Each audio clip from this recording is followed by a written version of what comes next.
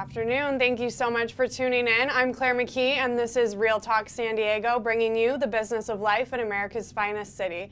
As always, the show is presented by our loyal partners at 5 Star Escrow and First American Title. And today we're going to be discussing nasty financial surprises for divorcing women. It's a riveting topic, you guys. Really exciting stuff. And I have two amazing ladies with me today. I am joined by Laurie Itkin. She is better known as the Options Lady, and she is a certified divorce financial analyst. Hi, Laurie. Great to have you back. Glad to be here, Claire. Thank you. And we also are joined by Anna Howard. She's a family law attorney with AC Howard Law. How's it going, Anna? Great, thanks. Glad to have you back. Yeah. So if you have not already, make sure you like our page so you can stay up to date on all things San Diego.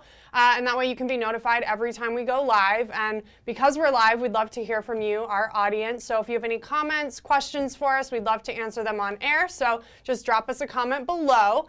So Laurie, you actually have a study that you're going to share with us today. It was by our friends from Worthy, right? That's right. Worthy.com is an online platform for people to sell unwanted jewelry.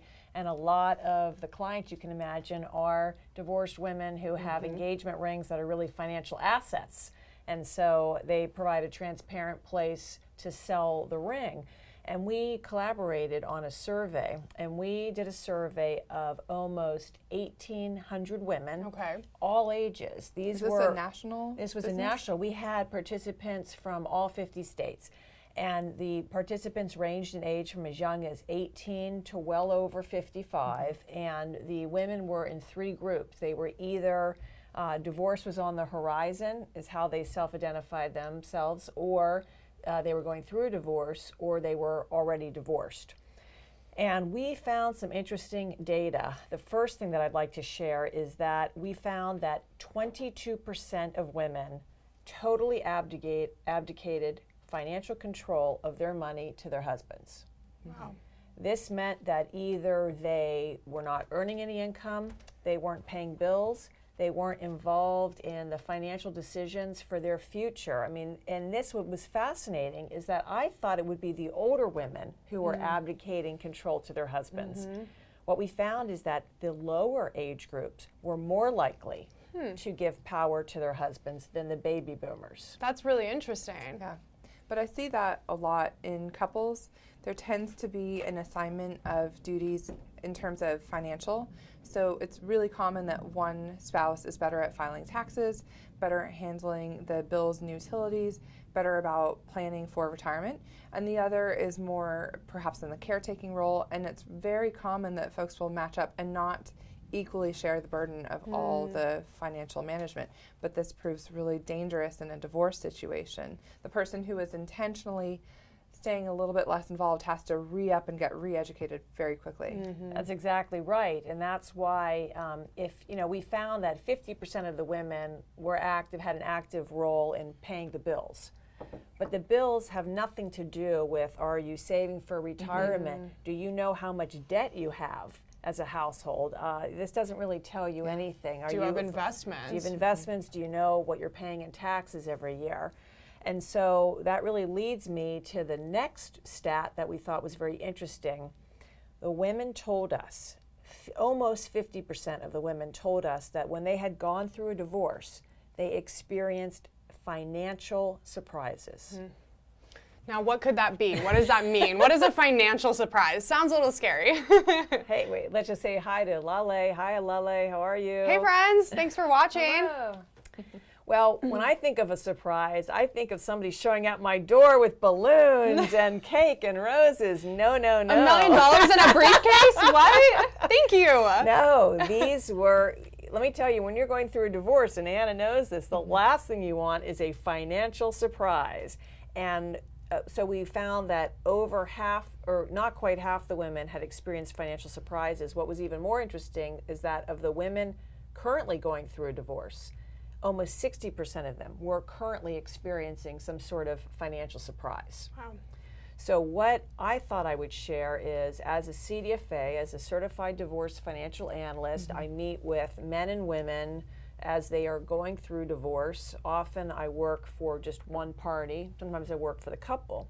And the women who I meet with, and this is going to be relevant to California, that's my experience in California, but I think it's probably similar to other states. I have many colleagues who work in New York, for instance, and they experience similar things. Well, of the 6 nasty surprises, I will go and tell you what I've experienced.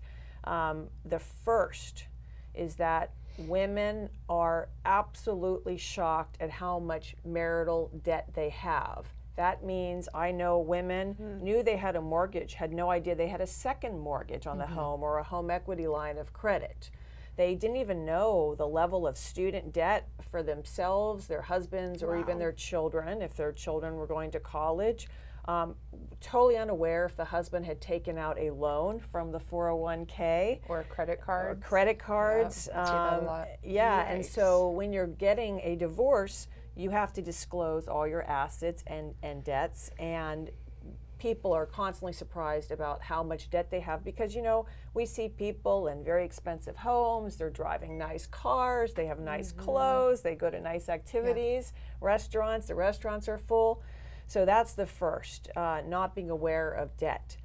The second really nasty surprise is we found that only less than 10% of women were able to continue to be stay-at-home parents after divorce. Oh, sure. In Southern California, it's very hard to maintain a one-income household. So if they're suddenly used to that one income, used to a little of theirs, it's like having it. They're just, And now you have to figure out how one income is going to afford 2 households. But still getting over the fact that they have to go back to work. And I always tell women, and sometimes they don't want to hear it, but I always say, if you have decided with your husband you're going to take time off to raise children, either one of you to raise the children, to be the stay-at-home parent, go back to work as soon as possible because you don't want to lose your skills, because then when you're in your 50s or 60s trying to get a job, you'll never make what you could have made.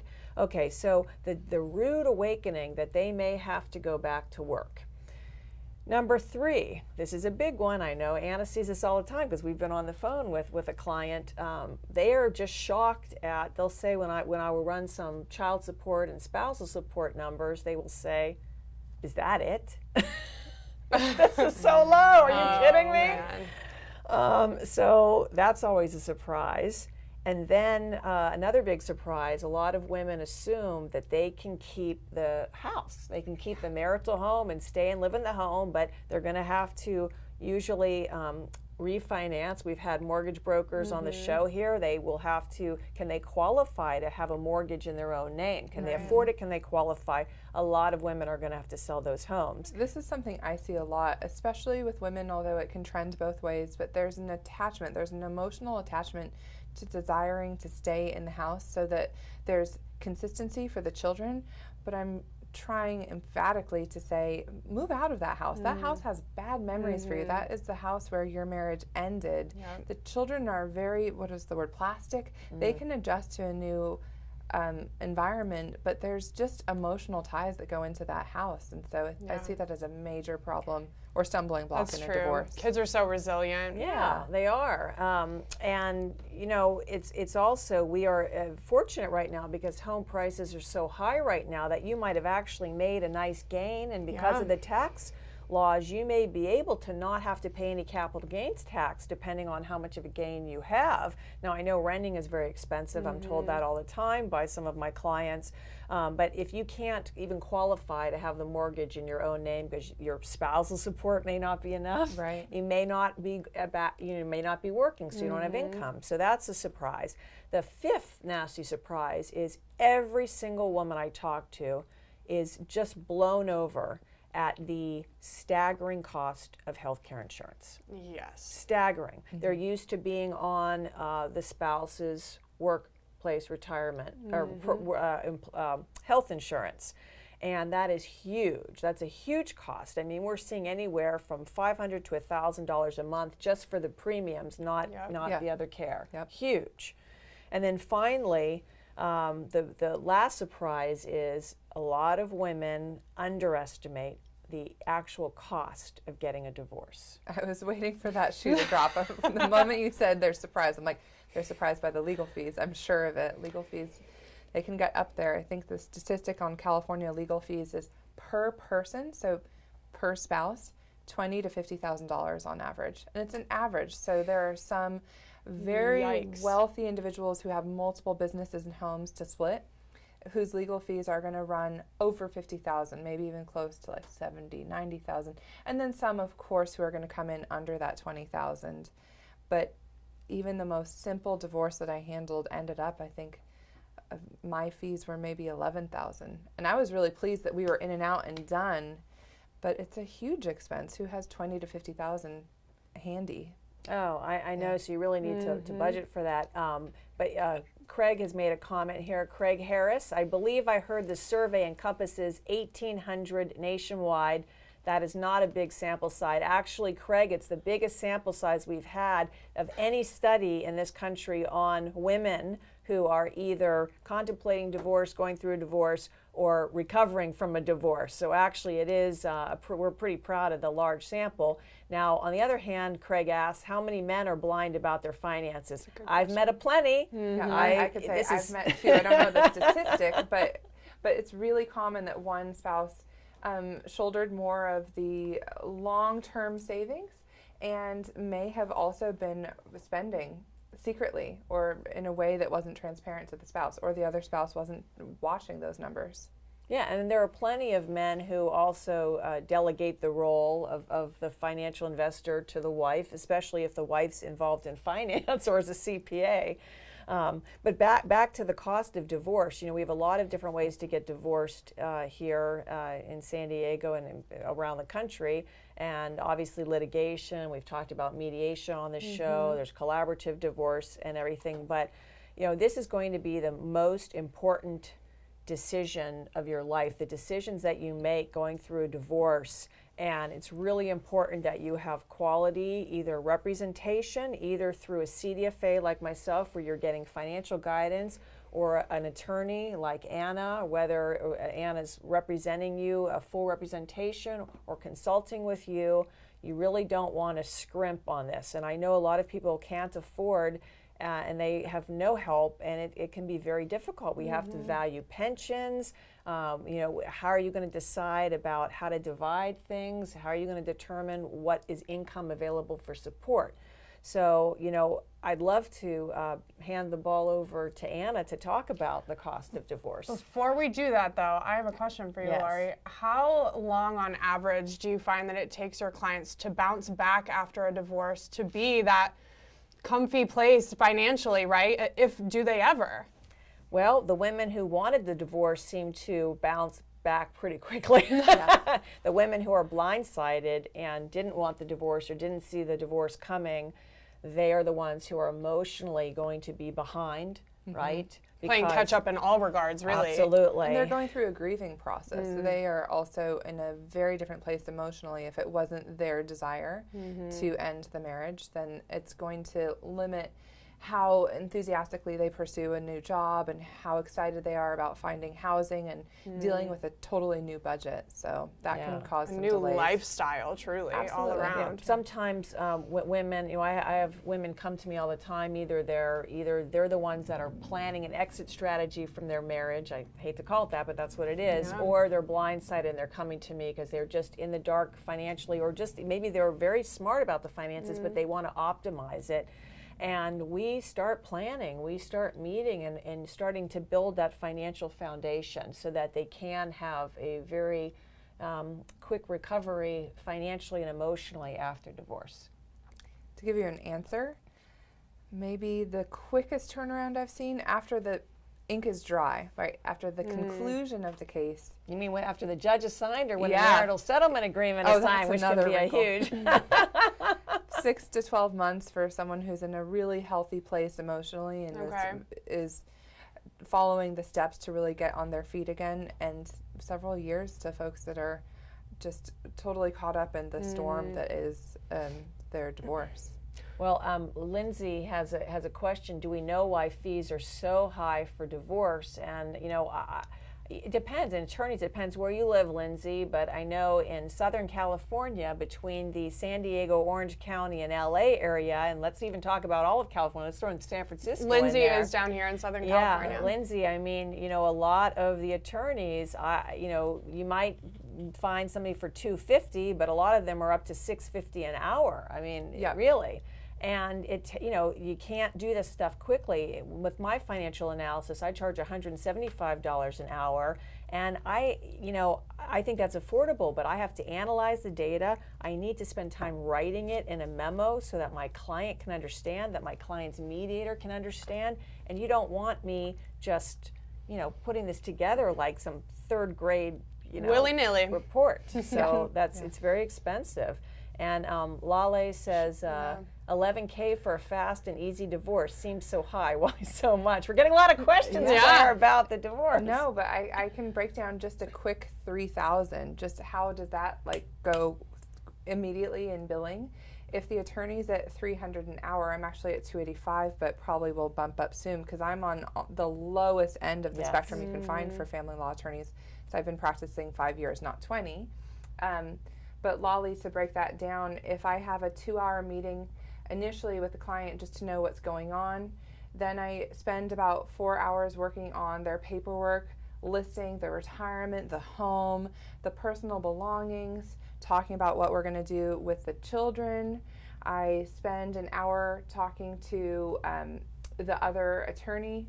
I spend 2 hours writing responses to whatever the other attorney has sent my office with their initial proposals, and the proposals don't actually happen to the end. Initially, you're just talking about disclosures, just being forthright. Not everyone is. And then one hearing, I was in court this morning from 9 a.m. to 11:30, so that sucked up another 3 hours. That's $900 right there. So that's how legal fees can escalate fast.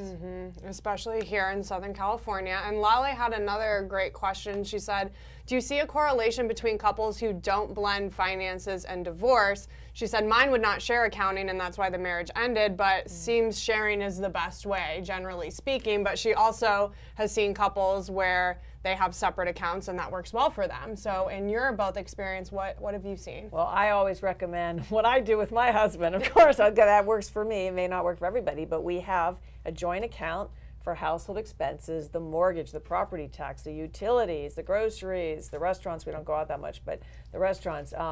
And then we have our own separate accounts, right? So when I go and get my hair, my highlights, and I buy my clothes and everything, and I go to Rite Aid, that's on my own money, and he does his own money too. So, but we communicate, especially on those the big expenditures come out of the joint account. We both have access. I just honestly, with the internet right now and online banking, there's no reason why both you and your spouse can't be logging in to the account once a month and seeing what's going on. And then you talk, my husband's used the wrong account for business stuff, and I'm like, dude, I text him, what's this bill that you pay for $2,800 coming out of the joint account? Yeah.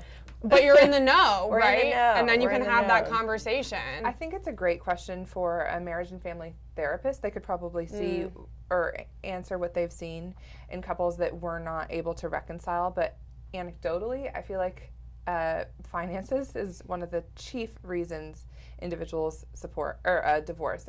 Infidelity is one, just complete breakdown of communication and falling out of love, and different philosophies toward lifestyle is another. But failure to share and be on the same page about finances, I think, has got to be one of the chief reasons for divorce. I actually think financial infidelity is worse than the sexual infidelity. I mean, sexual infidelity, you can recover from. Therapists, I mean, it happens so often. We all know the statistics, and that you can go to counseling and recover. But when somebody is lying about money and putting your financial security in jeopardy, I mean, businesses, I mean, financing, putting your home up to secure this and that, that's really hard to recover from. I mean, both are tough, but the finances is almost like you're stealing from the spouse. And you have as she knows, there's a fiduciary responsibility people have to their spouses in California. Yeah, and what that means is, as people are going through divorce, They are not allowed to just drain accounts without creating some sort of paper trail as to what happened. Not everyone realizes or appreciates that, but once a couple has separated, they are supposed to make sure that they are not squandering wealth and certainly not hiding or trying to evade discovery about what's going on with the finances. But there is light at the end of the tunnel. Not all divorces have to be so adversarial. Not all of them will become embroiled in a big court battle, especially when both individuals, I keep returning to this, but I think it's the chief reason you see people fighting and not fighting. If they're in a safe place emotionally and they're both wanting to extricate themselves in a rational, level-headed way, in a transparent way, where they're willing to disclose what's been going on with their finances, those are great candidates for mediation and to put together their own stipulation. It's hard to do unless somebody has training in the law, but there are resources around town. There's the Family Law Facilitator's Office at the courthouse. You do have to take a couple days off of work to go in, stand in line, and get a 15-minute consultation. There goes your income. But there's also wonderful mediators that Laurie and I both know. Mediation is a flat fee for the most part, and it's closer to $3,000 to maybe $8,000 or $9,000 that the couple will split.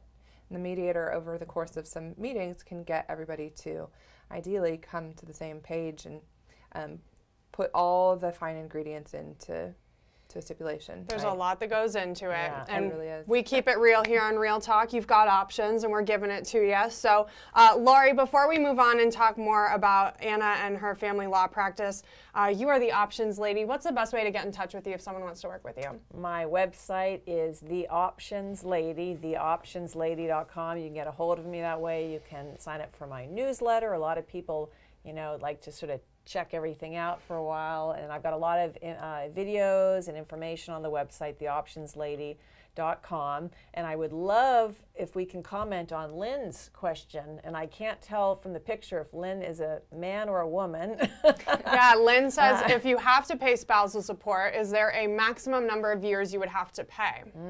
So that's a great question, and Ann and I both have thoughts on that. The first is, spousal support, when you first run the numbers, if you will, there is... Also known as alimony, because I get that question a lot. In California, it's officially spousal support, so good job, Lynn. Right. But a lot of people will informally call this alimony. It's how it's known nationwide. In some states, it's called maintenance, so there you go.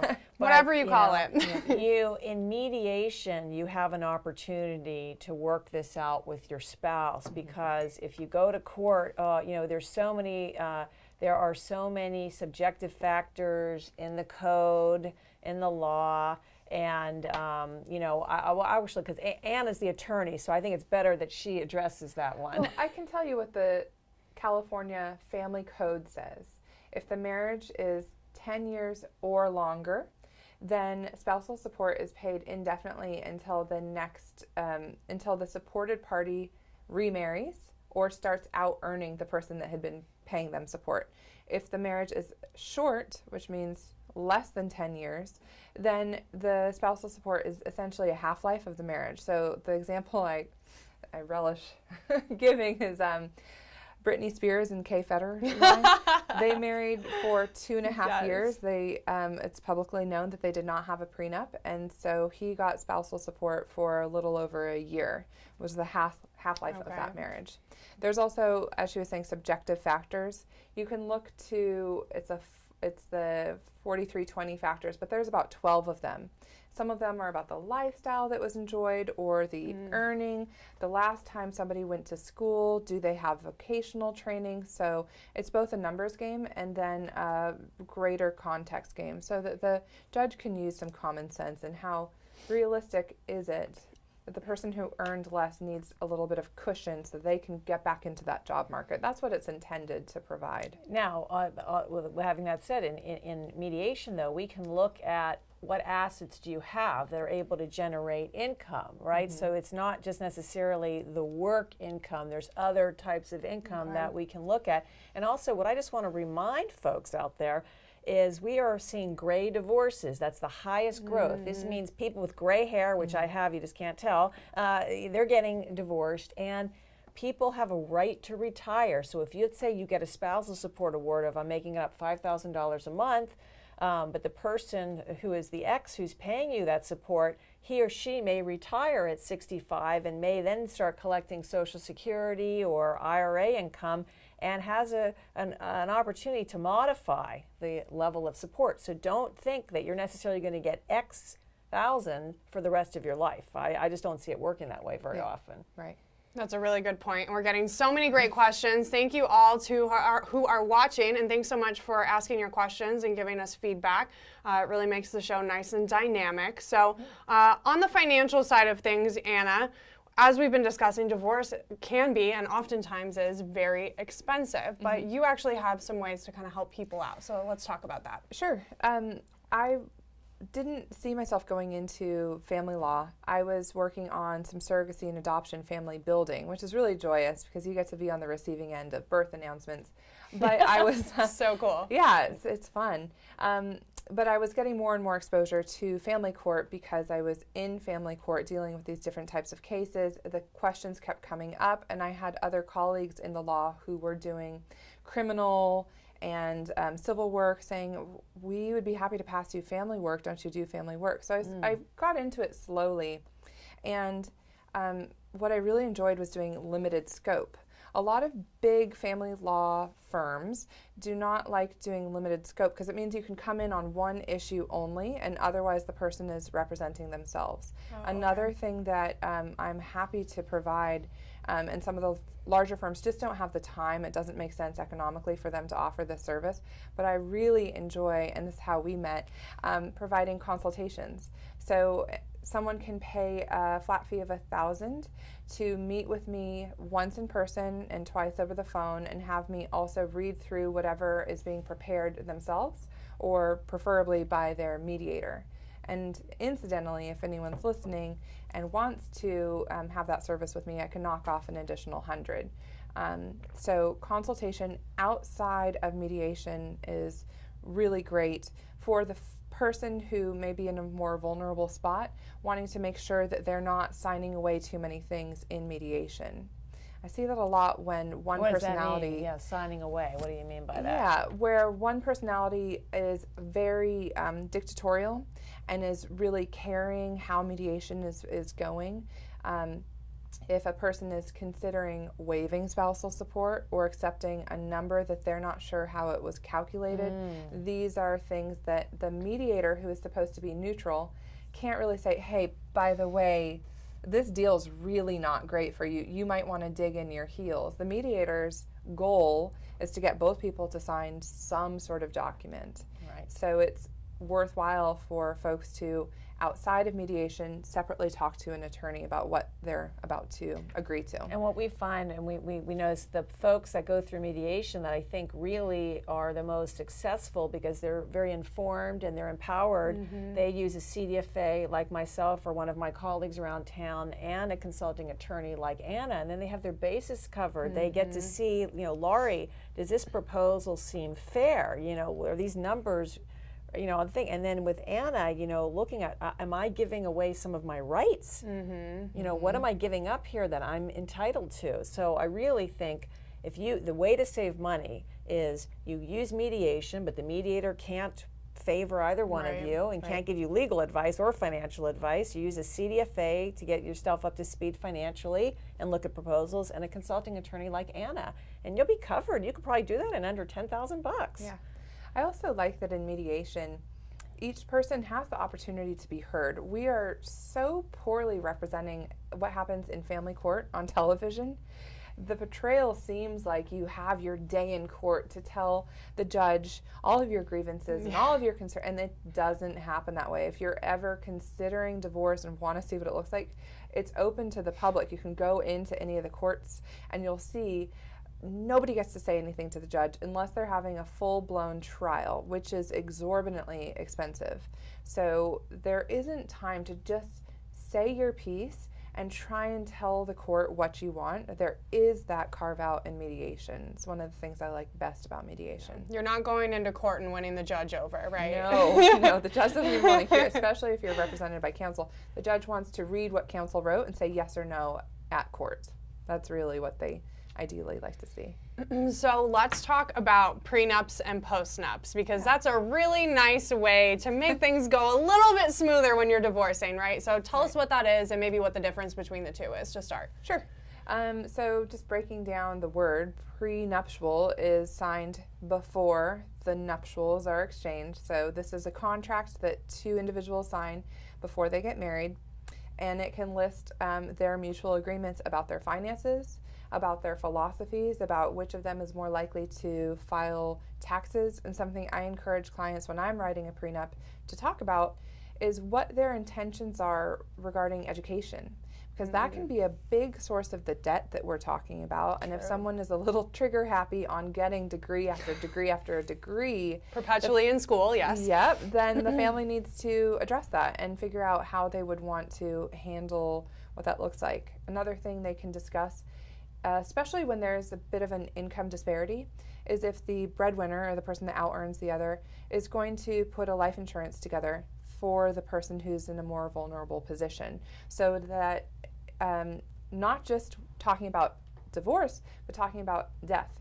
It's our intention that within a few months of our wedding, the person who's earning more is going to put together life insurance so that if the primary earner dies, the other individual has a cushion before they, like Laurie says, get back out there, get another job, and get on their feet again. Things you're not thinking about when you're planning your wedding and ready to walk down the aisle and have this awesome party, but it's things we need to be thinking about. And also, we are a community property state, so I always suggest that people really think about their separate and community property with a prenup, especially if you've been married before and you have families and you're blending families and everything, because I'm the one, then they come to me when they're getting divorced and I'm trying to unwind financially what's separate property, what's community property. It's very difficult with real estate in the state, our laws, and there's court cases. I also deal with restricted stock units, stock options through corporations, and if you don't address some of that in the prenup, then there's a lot of, what's the right answer? It's hard. I have to try to figure that out financially, and it's not always perfect. I have a soapbox about prenups, and that is that they're portrayed so negatively in our media. They're seen as unromantic or exploitive, and I think some of that came about in a really seminal case, Barry Bonds, who is a baseball player. We know Barry Bonds, yeah. Do you know the case? Are you familiar No, with the it? case, but I know the baseball player. Yeah. Well, he had a prenup that said that his spouse was going to waive spousal support or was going to be at a really low number, and she was only given a couple days to review it, and she didn't have a lawyer, but he did. Of course. And she didn't, English was not her primary language, it was a secondary language. Yikes. And it was such a mess that the lawmakers in California said, we're going to remedy this problematic case. So it got sorted out, but they just didn't like that there weren't rules of thumb. She was taken advantage of. And so now we have these rules that say the individual needs at least 7 days to sit with the information. There needs to be an explicit statement saying, I know I have the right to be represented by a lawyer. I'm choosing to exercise that right, or I'm knowingly waiving this. My primary language is X. And there's more rules for prenups to be fair to both sides. But that Barry Bonds is the exception. It's not the norm that individuals who sign a prenup are trying to pull one over on the other, and I feel like that's how TV and media and movies portray it. I insisted that my husband and I, we both signed a prenup when we got married a little over 10 years ago, and it was like a relief that he was so happy after his ex-wife and what happened to him, Yeah. I think people, it just shows that you're respecting the financial security of the other person, and especially if you or your spouse is going to be staying home to raise children, there should be something in that, because you are giving up your career potential. You are giving up your earning potential when you sacrifice your career to raise children.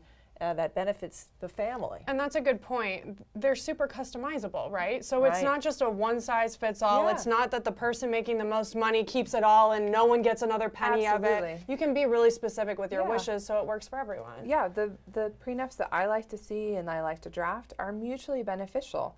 You know, with a lot of couples who marry in a church setting, they're required to go through pre-canon and they're like pre-marriage counseling, and whatever officiator is or officiant is connecting them is going to encourage them to talk about their conflict resolution style, their communication style, and yet the biggest source of conflict in marriages is finances. Yep. So I think even the exercise of talking about it and drafting it, even if it isn't signed, it's a really safe place for a couple to come together and speak in an open way about what their intentions are about the delegation of responsibility for their finances once they get married. Right, and the postnups aren't as common, that's after marriage, but honestly, I think I've talked about it with folks that are on the fence of getting divorced, and actually the postnup can help take some of that financial anxiety and fear and conflict away, because you sort of you do all the disclosures you would in a divorce situation, but do it while staying married. I love it, Craig. Craig's my favorite. Craig, what did Craig say here? You'll read. I'll let He you said, read it. oh, yes, thank you. He said, prenups are like condoms. No one likes them, but they're protection for both parties. Couldn't have said it better, Craig. Thanks Craig, for chiming brilliant. You're brilliant, Craig. I love it. Can I steal that quote, or did you steal it from somebody else? Don't That's admit your original. theft here, Craig. But Anna, I'd like to ask you, do you have any advice on maybe how to broach the topic of getting a prenup with your potential spouse? Oh, if I had a good answer, I think I'd be a wealthy woman. It's really challenging because our society is really nervous about certain topics. We dislike talking about death.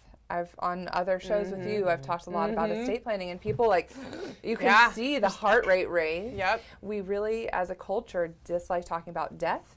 We dislike talking about finances. I mean, people will whisper and not ever share with one another what they're earning. So, no, I don't have a clever way to bring it up, although I bought a book that's called Prenup for Lovers. Oh, And so I'm okay. going to That sounds eventually good. see if they have any suggestions for broaching the subject. Well, I have a suggestion to men and women out there.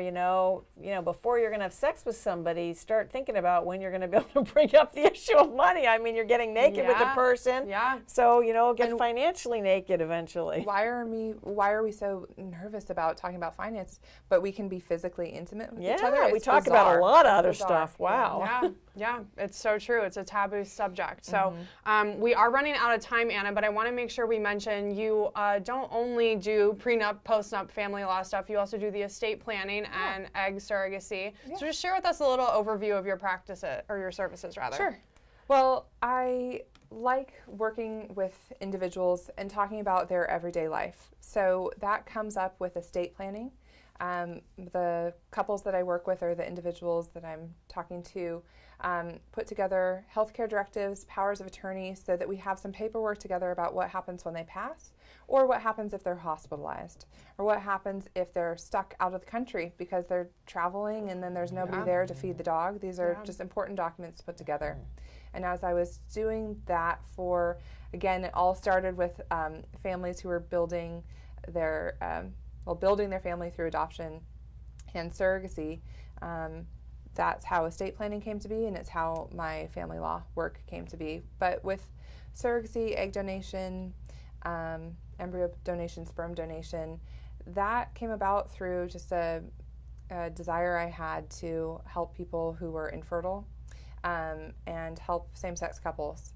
So those are my other practice areas. And if That's anybody has amazing. questions about where to start, I'm happy to recommend a whole host of reputable IVF doctors or matching agencies that can connect the couple with a woman who's willing to carry a pregnancy for them. Yeah, I was reading some of the sheets you sent over regarding that, and there was just so many things I read and was like, oh wow, didn't think about that. Like all the things that happen after the baby is born, there's a whole contract that goes with that. And so of course, many things that go into Yeah. just donating your eggs, which you think, yeah, I'll just give them away. It's not that simple, guys. Yeah. Anna, what's the best way to reach you if somebody is interested in learning more or wants to work with you? Thank you. Call my office. It's 858-800-2532. Awesome. 858-800-2532. You can talk to Lauren or Liz and set up a free 20-minute consultation with me by phone. Awesome. And if they mention Real Talk today, you're going to give them $100 off, right? Yes, $100 off if you're wanting to do a consultation with me as you're working on mediation or a marriage settlement agreement. And if you're doing estate planning, generally it's between $1,800 and $2,700 to do the kit and caboodle estate plan, with, of course, some outliers. But I would knock off an additional $300. And that's affordable for estate planning. That really is a good, it just shows when you work with a small practitioner boutique law firm, you're not paying for all the overhead, you're paying for you. Yep. Absolutely. Well, LegalZoom has plans for like $500 to $1,200. So a lot of solos are pricing themselves above LegalZoom, but larger firms might be in the $3,000 to $5,000 area. Yeah. Roger that. And so, Anna, I'm going to come back to you just before we leave here. What's the golden nugget? What should people remember from the information you shared today? What do you want them to take away? I think a way to navigate divorce successfully and to navigate conversations about getting married in a delicate way is to lead with compassion. It's how I try and run my firm, and I think it's a expedient way to get through the court system. Tempting as it may be to be vindictive or to be too cautious about actually talking about money. Yeah, absolutely. Isn't she wonderful? She's Wow. wonderful. You guys, thanks. Too bad I can't be a surrogate. I'm past that age, but I would hire you as my attorney. Well, you can be a CASA. You can be a court-appointed special advocate for kids in foster care. So. Oh, neat. That's cool. So one more time, that's Anna Howard. She's a family law attorney and owner of AC Howard Law. You can find her at achowardlaw.com. And Laurie Itkin, she is the options lady and certified divorce financial analyst. What's your takeaway? What should people remember? Takeaways back to that worthy survey where 22% of women said they just they abdicated all responsibility to their husbands for finances, and that half of women were experiencing financial surprises during divorce. I give a 20-minute phone consultation as well for free. If you think that divorce may be on the horizon, talk to me and let's get you out of the dark and let's get you financially empowered so you can move forward. Sounds great, and you can find her at theoptionslady.com. Thank you all to our live viewers. We really appreciate you tuning in and all the wonderful comments. Don't forget that even if you're watching this later and it's not live, you can comment your questions and we'll be monitoring them. Thanks so much for tuning in. This is Real Talk San Diego, bringing you the business of life in America's finest city. I'm Claire McKee. Go love everyone, and we'll see you next time.